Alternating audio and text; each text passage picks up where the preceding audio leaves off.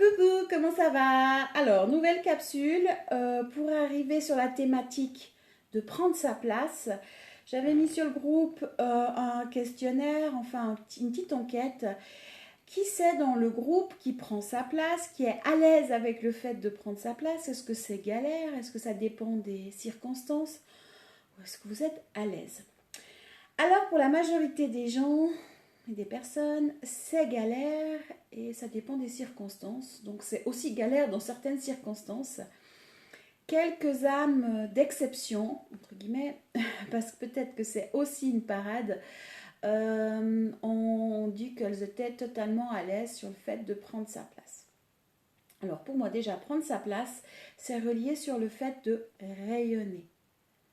Parce que c'est pas le but de prendre sa place en tant que guerrier ou guerrière, avec des armes jusqu'ici, des blindages jusque-là. Hein. Et ça, c'était moi. Ça, je me décris dans ma manière de prendre ma place. C'était la grande guerrière qui arrivait avec ses grands sabots. Alors c'est sûr que ma place, je l'avais, mais j'avais des armes et je faisais peur à tout le monde. Et je me rappelle au niveau professionnel, quand je travaillais en crèche, où on n'osait pas me dire les choses, ben maintenant je comprends. Avant je disais mais je comprends pas pourquoi les gens n'osent pas venir m'en parler, pourquoi on me dit pas les choses. Et pourtant je suis là, je suis à l'écoute. Non, c'est juste que dans la vibration, dans mes actes, dans qui j'étais au fond, non. Mais dans ma vibration corporelle, dans ce que ressentaient les autres vibratoirement, parce que je vous rappelle que avant toute chose, on a une lecture vibratoire. On perçoit les gens dans leur énergie, qu'on ait conscience ou pas, ça c'est une autre question.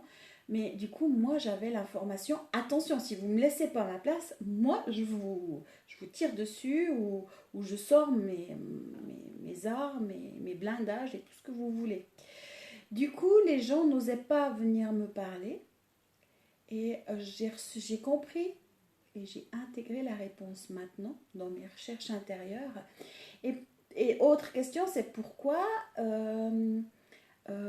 intérieurement, c'est quand même quand on sort de la norme, du traditionnel, là je parle du travail sur soi, du titre ou de la casquette de thérapeute, pourquoi c'est si difficile intérieurement de prendre sa place. Et là, toutes ces recherches, je suis arrivée à ça parce que je suis dans l'écoute de mon corps, dans l'écoute des mémoires portées par le corps, pas par la conscience, parce que ma conscience, elle est OK, mais c'était vraiment dans ce que je vibrais et ce que je transmettais comme information. Si on prend l'excès de poids, hein, je vous en ai déjà souvent parlé, où mon excès de poids ne vient pas d'un problème de la nourriture, ne vient pas de la thyroïde, ne vient pas... Non, les carapaces. Alors oui, on peut parler de carapaces, mais pas dans un but de... Oui, oui, là, quand je suis en train de vous parler, oui, dans un but de se protéger, mais là, c'est plutôt dans un but de prendre sa place. Et dans les mémoires de mon corps, il y a de la colère et de l'injustice, non, de la colère face à l'injustice et de la culpabilité euh, cristallisée. Du coup, moi, je voulais pas m'ancrer dans le corps, je voulais pas être présente dans le corps. Donc, moi, j'étais bien en disant, moi, je retourne à la maison, je rentre à la maison. Donc, qu'est-ce que vous voulez que je m'occupe du corps? Je rentre à la maison. Et du coup, j'étais pas du tout ancrée il y a quelques années de ça et je reconnaissais même pas mon corps. Pour moi, je disais, mais non, mais c'est pas moi, c'est pas mon énergie. Ça n'a rien à voir avec moi, c'est juste l'opposé de moi. Qu'est-ce que vous voulez que j'aille dans un corps que c'est pas moi? Donc, j'étais vraiment dans cette non-reconnaissance. Et la vie a fait que je suis descendue, j'ai été découvrir ce qui se passait à l'intérieur de mon corps, toutes les mémoires, toutes les charges mémorielles. Qu'est-ce que je vibrais en fin de compte? Alors oui, c'était à l'opposé de ma conscience. Alors ça, j'ai une grande chance, c'est qu'au niveau mental, moi, au niveau conscience, c'était ok, c'était ouvert. Je pouvais aller voyager, je pouvais aller au fin fond du cosmos, redécouvrir qui j'étais, recevoir les enseignements. Jusqu'au jour où on m'a dit, c'est fini ça, Anne-Chantal, maintenant tu passes par le corps et tu vas découvrir ta maison à l'intérieur de toi. Alors bon, ça a été un moment, après j'ai vécu le chaos, j'ai tout perdu. Du coup, je n'ai plus le choix que d'aller voir ce qui se passait en moi. Et là, toujours dans ma recherche au niveau de ma corpulence, j'ai vraiment découvert que de la colère cristallisée était en moi face à l'injustice. Cette colère, elle est réveillée par l'injustice. J'avais beau dire non, mais je suis en paix, je suis en paix. Alors oui, j'étais en paix parce qu'elle était en dormance, elle était cristallisée. Mais au moment où on appuyait sur cette colère, c'était mais un volcan, c'était mais de la furie qui aurait pu sortir. Alors je ne l'exprimais pas vu qu'elle était cristallisée, mais elle était présente. C'est des charges mémorielles, c'est des informations qui étaient présentes. Et du coup, par mécanisme de défense, le corps a simplement cherché à dire non mais Chantal, tu as besoin d'être là. Donc il a créé déjà l'ancrage à travers une corpulence, à travers le corps. Et puis ça a donné cette contrepartie en fin de compte. Donc là je suis en train de faire le chemin pour aller décristalliser cette colère intérieure. Chemin que j'invite à faire à tout un chacun, parce que souvent on me dit mais comme moi, hein, non mais je suis pas en colère, j'ai pas de colère, non mais moi je ressens pas la colère, je suis en paix. Alors, par contre il y a le petit vélo qui tourne dans la tête, alors ça moi j'avais pas, hein. Mais du coup c'est qu'il y a quelque chose en dessous. Si vous avez le petit vélo qui tourne dans la tête et le mental qui est actif, c'est qu'il y a quelque chose en dessous. Si dans tous les aspects de votre vie vous ne vivez pas la paix, mais la paix réelle, c'est-à-dire quand vous êtes assise et que vous sentez votre ventre, où ça circule à l'intérieur de votre ventre et que peu importe ce qui se passe à l'extérieur, vous êtes dans la joie, vous n'êtes pas en paix et c'est qu'il y a quelque chose à aller visiter, puis que vous étouffez une émotion ou une information, ou que vous vibrez une information du passé dépassé qui a à nettoyer. Moi, c'est vraiment ça, c'est des charges mémorielles à nettoyer, à libérer. C'est tout ce qui a été cristallisé, qui n'a pas été exprimé dans cette vie ou dans d'autres vies, qui est présent à travers le corps. Je suis en train de faire ce processus. Et dans un deuxième temps, je suis en train de peaufiner mon programme abondance. Donc je travaille sur moi par rapport à l'abondance, le flux infini, le laisser couler en moi. Mais j'aimerais aussi tous les outils. Là, j'ai amassé quand je me suis retrouvée à la rue avec plus rien, même pas de quoi manger. J'étais SDF parce que j'avais un toit, mais j'avais pas de domicile fixe à quelque sorte. Après, il y a les choses qui se sont mises en place. Qu'est-ce que j'ai fait pour sortir de cette situation? Quelle part de moi-même j'ai été visiter? Tous les outils que j'ai mis en place pour permettre au flux infini de couler en moi. Je vais en faire un programme d'accompagnement pour les personnes qui souhaitent vivre l'abondance dans leur vie. Et toujours dans mes recherches, en parallèle, et puis toujours dans mes observations, je suis arrivée sur cette thématique de prendre sa place.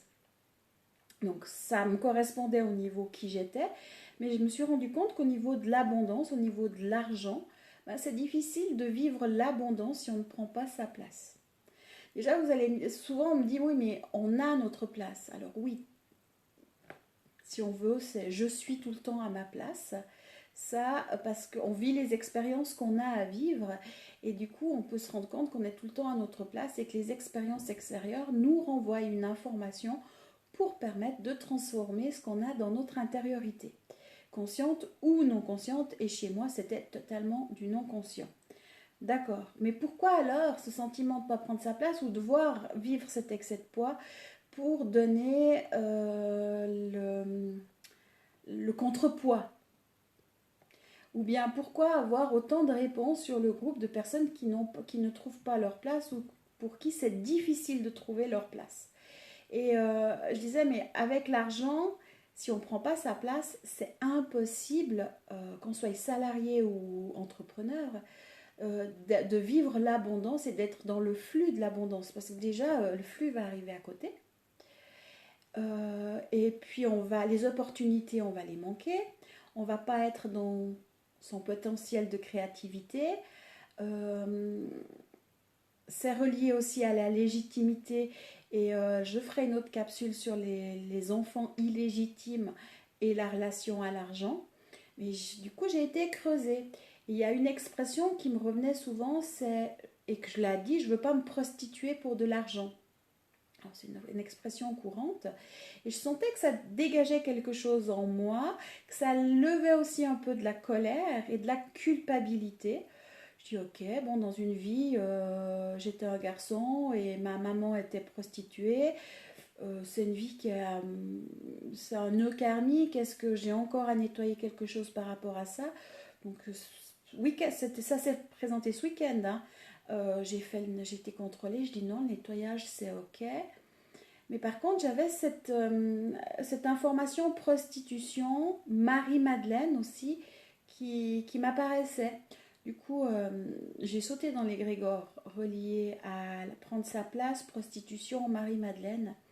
Et là, j'ai pu aller lire les informations, lire les réponses. J'étais lire le journal intergalactique vibratoire dans l'égrégore directement. Et je vais vous transmettre mes découvertes, mes lectures. Je vais vous donner les dernières informations de l'univers sur cette thématique. Pourquoi la prostitution prend sa place, l'argent.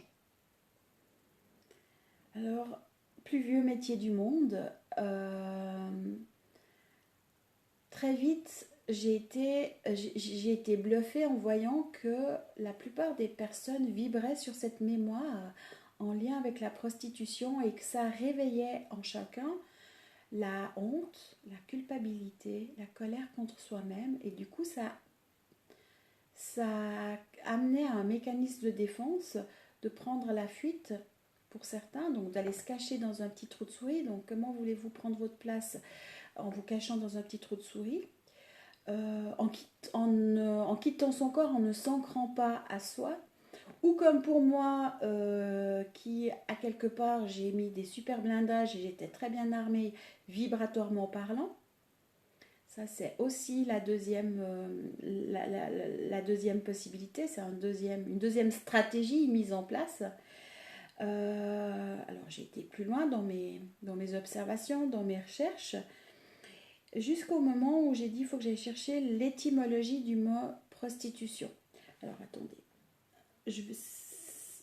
c'est prostituere, excusez-moi de l'accent, et ce qui veut dire se vendre.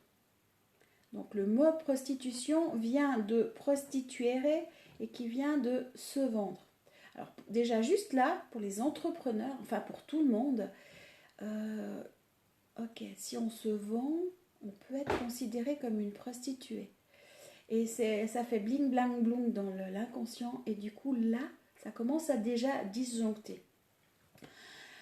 Et pourtant, vendre des actes sexuels, c'est seulement autour du 19e siècle, je crois, qu'on associe le mot prostitution à vendre des actes sexuels. Parce qu'avant, c'était prostituere, c'était simplement se vendre.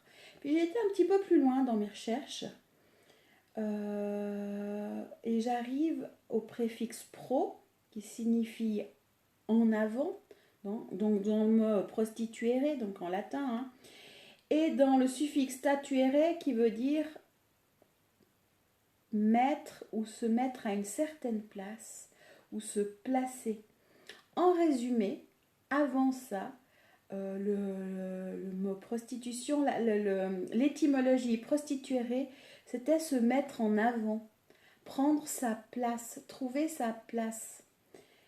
Et comme je vous l'ai dit, c'est seulement au 19e siècle qu'on a associé ça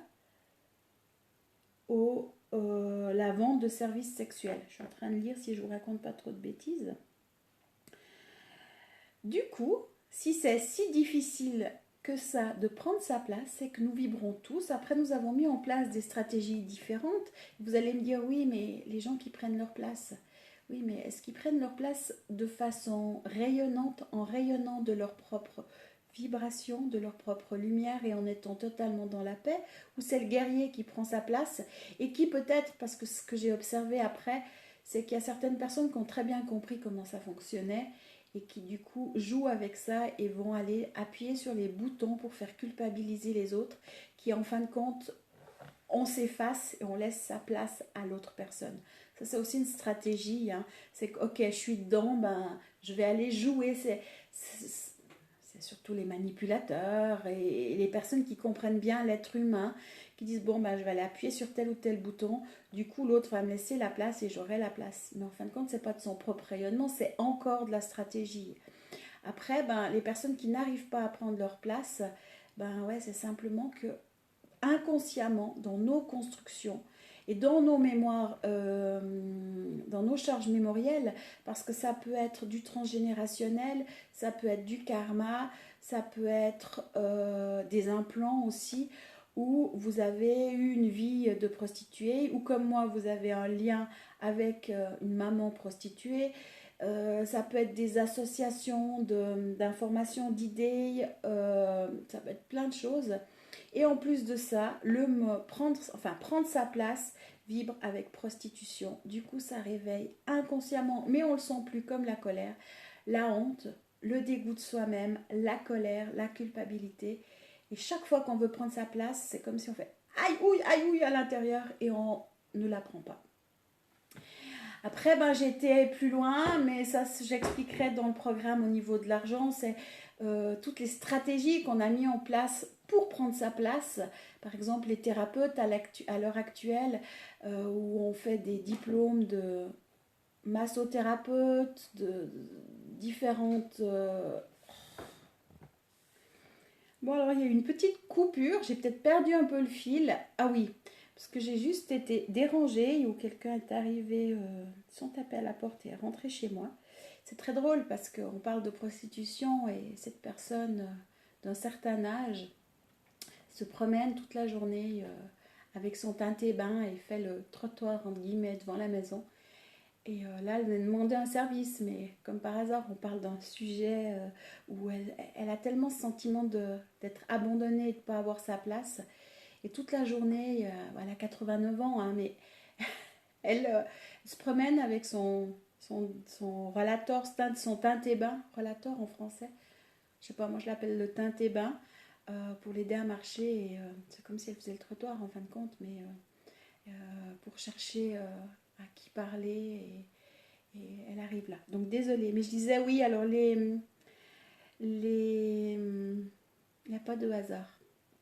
Mais alors oui, les thérapeutes à l'heure actuelle, où on fait des diplômes de massothérapeute, des diplômes de Reiki, diplômes de ceci, de cela, PNL,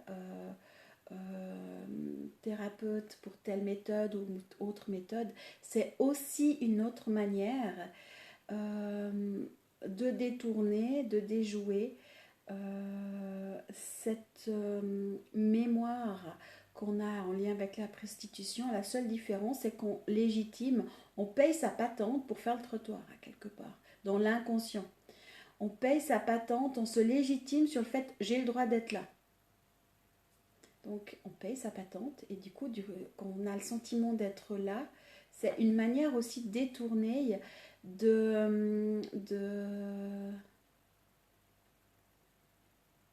c'est une stratégie qu'on met en place pour pas aller voir le problème, le fond de la marmite en fin de compte. Qu'est-ce qu'il y a au fond? Et c'est cette mémoire qui vibre et c'est cette association aussi qui vibre, qui est aussi en lien avec Marie-Madeleine. Combien de personnes qui parlent du couple Jésus-Marie-Madeleine, Marie-Madeleine, pardon, couple divin.